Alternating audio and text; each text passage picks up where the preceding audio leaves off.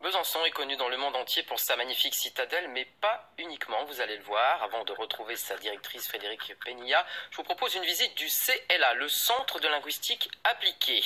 C'est aujourd'hui le plus grand centre universitaire pour le français langue étrangère et l'un des centres d'enseignement des langues les plus réputés au monde. Il a été fondé en 1958 par Bernard Quémada, Emmanuel Rivalin, Florence Petit. Je m'appelle Alexandra, je suis russe. Je m'appelle Foy, je viens de la République dominicaine. Je m'appelle Talia et je viens d'Australie. Je m'appelle Christopher, je suis brésilien. Je m'appelle Abdullah Jerry, je viens du Yémen. Je viens en France pour apprendre le français. Il suffit de pousser les portes du CLA pour faire en quelques minutes le tour du monde. Le CLA, Centre de linguistique appliquée, ou plus simplement une tour de Babel, où l'on enseigne 10 langues différentes, et au premier chef, le français, avec toutes ses bizarreries. Et il voit des moutons de poussière. La poussière, ça vous dit quelque chose? Quand on nettoie pas. Chaque année, près de 4000 étudiants font un stage au CLA, comme Abdullah et Souma, venus du Yémen. Les moutons de poussière. Ça nous a fait ouvrir les yeux à tout le monde. Ce que je trouve remarquable, c'est la capacité de la langue française de nous rassembler malgré nos profonds variés et différents.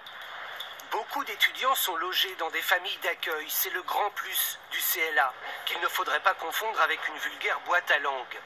Le CLA, né il y a 60 ans exactement, autour d'un professeur de linguistique de Besançon, Bernard Quémada, ici, au centre de la photo. C'est les années de l'après-guerre et puis de la décolonisation, et donc ce sont des années où la France, elle perd il y a une diminution de l'importance internationale de la France. Et donc il y a une réaction au niveau de l'État qui est d'encourager l'enseignement du français langue étrangère, justement à l'étranger. Et donc on va créer des institutions. Il faudrait sans doute plus d'un reportage pour raconter le CLA. Dans le hall d'entrée, on dira juste qu'il y a une carte du monde où les étudiants laissent des messages.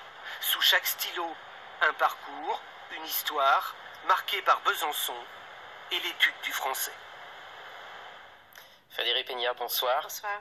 60 ans d'enseignement du français au CLA, le temps passe vite et ça marche toujours. Pourquoi? Comment l'expliquez-vous? C'est une belle maison qui est le fruit d'une vision, celle de Bernard Quémada, à qui nous avons rendu hommage aujourd'hui, qui nous a quittés après une longue vie l'année dernière, pendant notre année anniversaire. Et puis aussi, on est dans une terre d'innovation, une terre d'utopie, une terre d'idéal aussi.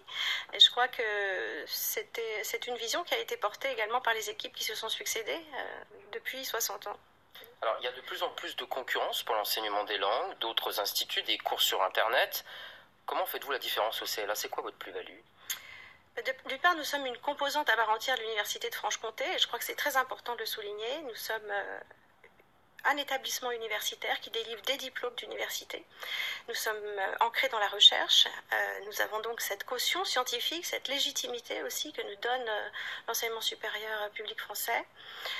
Et nous apportons ici également beaucoup à cette université en termes de rayonnement, en termes d'expertise aussi et de soutien à la mobilité et à l'internationalisation.